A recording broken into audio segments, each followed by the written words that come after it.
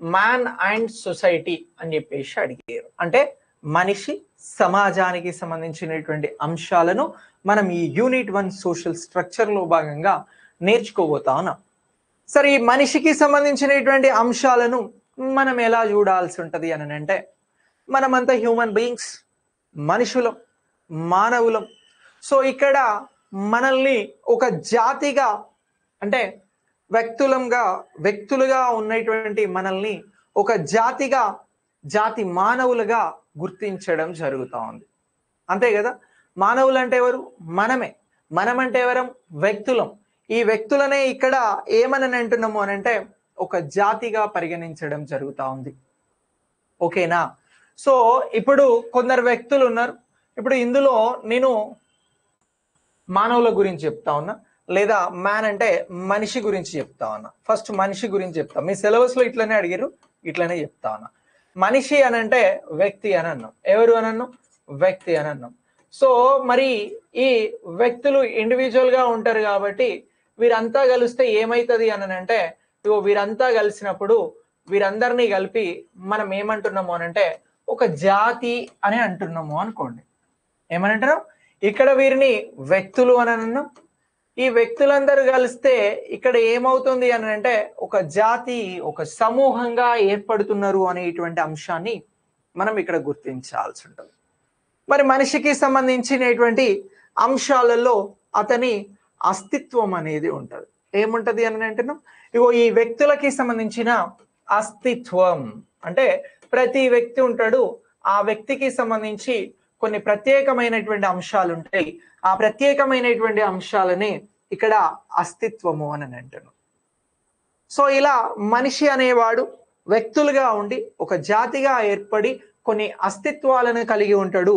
ఇలా అస్తిత్వాలను కలిగి ఉండేటువంటి అంశాలే ఎవరికి సంబంధించినవి అని అంటే ఇక్కడ మనం మాట్లాడుతున్నటువంటి మనిషికి లేదా మానవులకి సంబంధించినటువంటి అంశాలుగా గుర్తుంచుకోవాలి. మరి ఇక్కడ మనిషి ఎలా బిహేవ్ చేస్తాడు అని అంటే రకరకాలుగా బిహేవ్ చేస్తాడు. ఎలా బిహేవ్ చేస్తాడు అని అంటే రకరకాలుగా అని అంటున్నాం. రకరకాలుగా బిహేవ్ చేయడానికి కారణం ఏమవుతుంది అని అంటే మనసు. అవునా? ఆ మనస్సు ఎట్లా పనిచేస్తుంది అని అంటే మానసిక స్థితి వలన పనిచేస్తుంది. మంచిగుంటే మంచోళ్ళలాగా పనిచేస్తుంది, పిచ్చిగుంటే పిచ్చోళ్ళలాగా పనిచేస్తుంది. సో ఇలా ఈ మానసికమైనటువంటి ఈ మనిషి మానసికంగా ప్రవర్తించాలంటే ఫస్ట్ జీవం ఉండాలి కదా. ఆ జీవశాస్త్రీయమైనటువంటి అంశాలు, అలాగే వీటితో పాటు సామాజిక అంశాలు అనేవి ఇందులో ప్రధానంగా ఉంటాయి. ఇక్కడ నేను మనుషుల్ని వేసిన కదా బొమ్మలు. ఈ మనిషికి సంబంధించి ఈ మనిషి ఫస్ట్ ఏంటి అని అంటే ప్రాణంతో ఉండాలి. దేంతో ఉండాలి? ప్రాణంతో ఉండాలి. ఉన్నాడు. మనం అంత ఇప్పుడైతే ప్రాణంతో ఉన్నాం కదా, ఉన్నాం. సో ఇలా ప్రాణంతో ఉన్నటువంటి మనిషి మానసికంగా ఎలా అని అంటున్నాం? మానసికంగా. అలాగే మరొక రకంగా అని అంటున్నాం సామాజిక అంశాలను ఇక కలిగి ఉంటాడు అని చెప్పేసి మాట్లాడుతూ ఉన్నాం. సో ఇలా మనిషి సామాజిక అంశాలలో, మానసిక అంశాలలో, జీవశాస్త్రీయ అంశాలలో కీలకంగా వ్యవహరిస్తాడు. ఇతన్నే మనం మనిషి అని అంటున్నాం. ఈ మనిషే వ్యక్తులుగా ఉండి జాతిగా ఏర్పడి ఇక్కడ అస్తిత్వాన్ని కలిగి ఉంటారు అని చెప్పేసి కూడా మాట్లాడుతున్నాం. అంటే పార్ట్స్ గా విభజిస్తే ఈ మనుషులకి సంబంధించినటువంటి అంశాన్ని 2 పార్ట్స్ గా చెప్పినాం. ఓకేనా? ఇక నెక్స్ట్ ఈ మనిషికి సంబంధించి మరొక పార్ట్ ని గురించి మాట్లాడాల్సి వస్తే ఈ మానవులు అనేవారు ఆలోచించగలుగుతారు, మానసికంగా ఉంటారు అని చెప్పినాం. సామాజికంగా ఏం చేయాలో కూడా వీరికి తెలుసు. ఇక నెక్స్ట్ వీరు ఆలోచించి మాట్లాడగలిగి ఆ సంభాషణల ద్వారా కొత్త కొత్త అంశాలను సృష్టిస్తూ ఉంటారు. అవునా?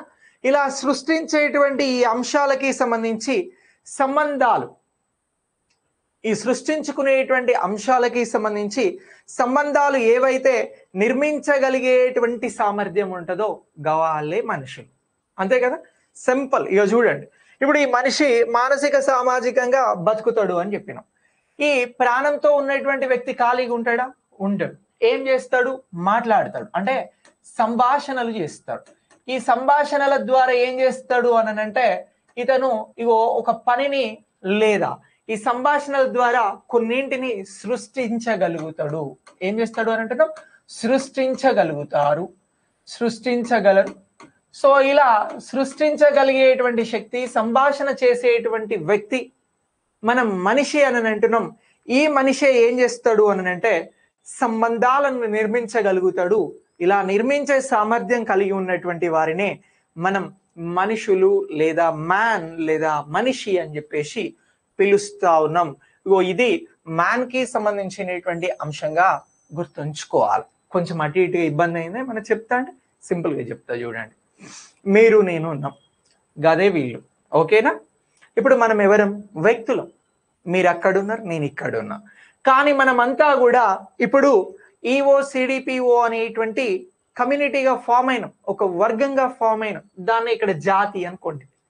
ఈ జాతిలో మనం మన అస్తిత్వాన్ని దేనికోసం ఫైట్ చేస్తున్నామంటే, నేనేమో ఇన్స్టిట్యూట్ నడిపేందుకు ఫైట్ చేస్తున్నా, మీరేమో ఉద్యోగం సాధించేందుకు ఫైట్ చేస్తున్నారు.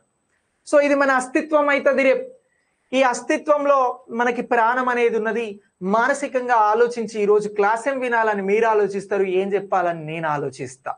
సో దీని ద్వారా సమాజంలో ఒక కొత్త ప్రొడక్ట్ అనేటువంటి ఉద్యోగం అనే ప్రొడక్ట్ వస్తుంది. ఆ ఉద్యోగంని ఇక్కడ మనం సృష్టించడం జరుగుతూ ఉంది.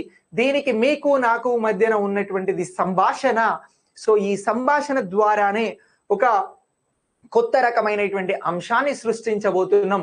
ఈ సృష్టిలో ఈ అంశాన్ని సృష్టించడంలో కీలకంగా వ్యవహరిస్తున్న మీరు నేను మనుషులము అనేటువంటి అంశాన్ని ఇక్కడ గుర్తించాల్సి ఉంటది. అర్థమైందా? మనిషి అంటే గింతే మనిషి.